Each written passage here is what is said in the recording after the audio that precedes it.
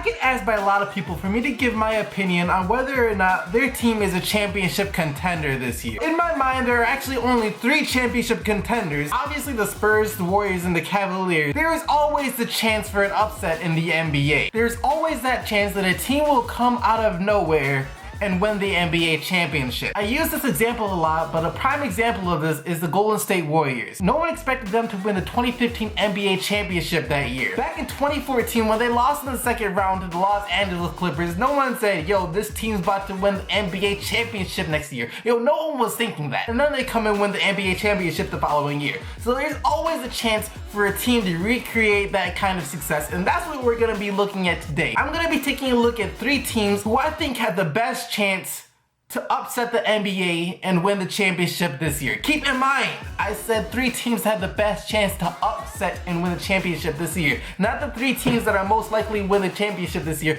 Keep that in your mind as I am making this video.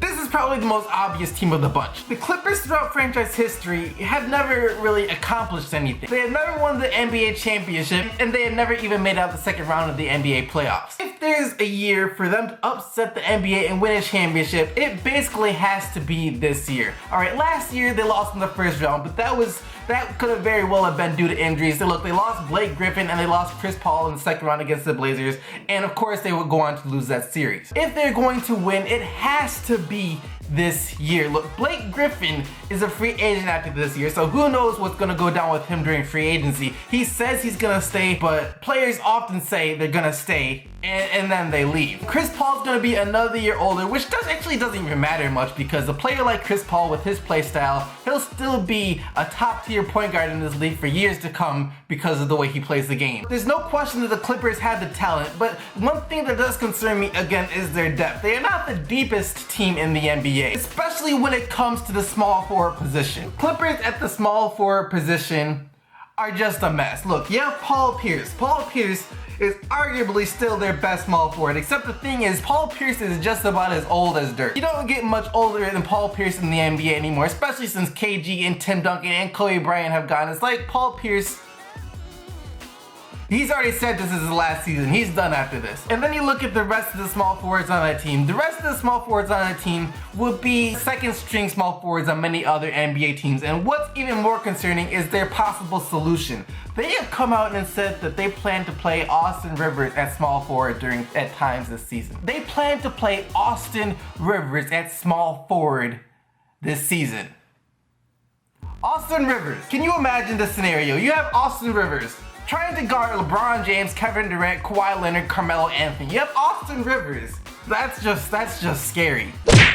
The Raptors made huge strides last year and when it comes to becoming a championship team. Before last year, they were known as the team that could not make it out the first round of the NBA playoffs, and they made it to the Eastern Conference Finals last year, which is a huge step forward for them to become a championship team. Even if it was after a couple of close calls in the playoffs to the Indiana Pacers and the Miami Heat, those close calls actually showed us something, that the Raptors can handle the pressure, because in the NBA there's not much more to test whether or not your team can handle the pressure than a game 7 in the playoffs. The fact that they survived 2 game 7s in the playoffs, that is actually a good sign. Looking at the team that they have this year, it's basically the same team that they had last year, which is also good. They didn't lose DeMar DeRozan in free agency, which is great. The only big change is that they lost Biyombo, but they got back Jaren Sullinger, so I think that's basically about the same, you know, that's basically about the same. Biyombo was better on defense, but Sullinger is better on offense, so, you know, it's a bit of a trade-off, but overall, it's about the same thing. Any given night, the Toronto Raptors can play like they're the best team in the NBA. We've seen it at times last year. They've had some really great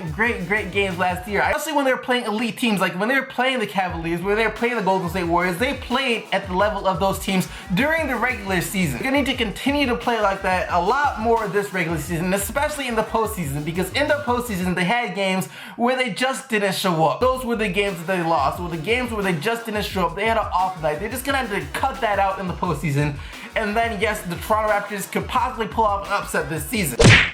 I'm not the only one that thinks that this team could pull off an upset. Damian Lillard came out himself and said that he thinks the West will play straight into their hands, whatever that means, but he fully intends on at least reaching the finals this year. I don't know how many times I've said this, but this team just gives me a sense of deja vu. Like, I have this gut feeling in my stomach. Yo, this is the same gut feeling that was telling me that the Cleveland Cavaliers were gonna win the NBA championship back before the playoffs even started last year. That's the same feeling right now that's telling me we're gonna see something special from the Portland Trail Blazers this year. The Portland Trail Blazers, to me, I really like this team this year. They have a great balanced team. Like, if you look at the way this team is constructed, of course you have your two main scoring options in Damian Lillard and CJ McCollum. Other than that, you have a bunch of great role players. You have a bunch of great role and team first players. You look at that team, you have players like Ed Davis, Allen Crabbe, Myers Leonard, Al-Farouq Aminu. They got two huge pieces this offseason with Evan Turner, and yes, I'm not gonna say Bismack Biyombo. I know I messed up in my Portland Trail Blazers season preview, but not Bismack Biyombo, but what the heck is his name? I almost said it again, but